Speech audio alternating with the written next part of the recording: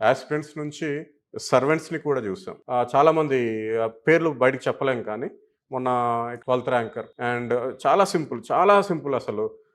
ఒక క్లాస్‌కొచ్చి జస్ట్ విని, లేదా ఒక క్వెషన్ ఇస్తే రాసేసి, ఒక అరగంటలో ఒక 2, 3 క్వెషన్‌లు రాసేసి వెళ్ళిపోయేది. నేను అనుకునేవాడిని ఏంటి అస్సలు అక్కడున్న యాస్పిరెంట్స్‌తో కూడా చర్చలు ఏమి లేవు. ఆమె పని ఆమె చేసుకొనొచ్చేది. నేను ఒకసారి ఒక క్వెషన్ ఇస్తే ఆన్సర్ రాసే తీరు బట్టి గెస్ చేశాను ర్యాంక్ వస్తుంది ఆ అమ్మాయికి. ఆశ్చర్యపోతారు. అంటే అంత బాగా స్కోర్ చేసుకుంది. అసలు మనం ఒకవేళ టిక్ కొట్టి మార్క్స్ ఏయకుండా వదిలేస్తే వచ్చి ఎన్ని మార్క్స్ వస్తాయి దీనికి చెప్పండి అని అడిగేది. అంటే ఆ స్ట్రాంగ్ డెడికేషన్, ఆ డిటర్మినేషన్ ఉంది.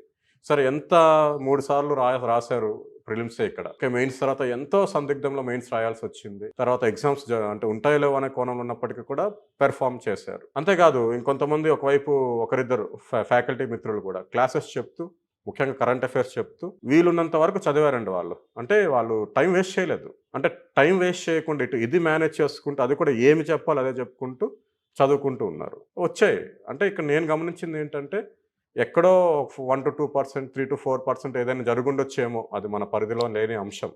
కానీ నిజాయితీగా, నిబద్ధతగా చదివితే, చదివింది పునర్విమర్శ చేస్తే, చేసింది రాయగలిగితే అట్‌లీస్ట్ ఈజీగా ర్యాంక్స్ వస్తాయండి. ర్యాంక్స్ రావనడానికి ఏం లేవు. కాకపోతే సక్సెస్ రేట్ తక్కువగా ఉంది. అది ఎంవీపీ కాలనీయో, అది మన అశోక్ నగరో, లేదా కాకినాడో వెళ్తున్న 100 మందిలో వాళ్ళు అనుకున్న జాబ్‌తో వచ్చేది 0.5-0.6% మాత్రమే. ఏదో ఒక జాబ్ వచ్చేది ఒక 5-6% మాత్రమే. మళ్ళీ ఆ 90% మెంబర్స్ ఏమవుతున్నారంటే ఏ జాబ్ రాకుండా మిగిలిపోతున్నారు. ఇది నేను చూసి చెప్తున్న నగ్న సత్యం. ఆ 1%లో ఉండాలన్నా, లేదా ఆ 10%లన్నా మీరుండాలన్నా ఒకటే అండి. కష్టే ఫలన్నట్టు కష్టపడాలి. ఏం చదవాలి, ఏం చదవకూడదో తెలుసుకోవాలి. ఎక్స్‌ప్లోర్ చేయాలి. ఆ మొద్దు నిద్ర, ఆ మొద్దు బద్ధకం ఏదైతే ఉందో దాన్ని వదిలేయండి. వదిలేసి కొంచెం ఒక 1 ఇయర్ మనది కాదు అని కష్టపడితే గనక జీవితాంతం ఉండొచ్చు హ్యాపీగా. టైమ్‌నయితే వేస్ట్ చేసుకోకండి. తర్వాత బాధపడతారు టైం దొరకలేదు అది ఇది అని.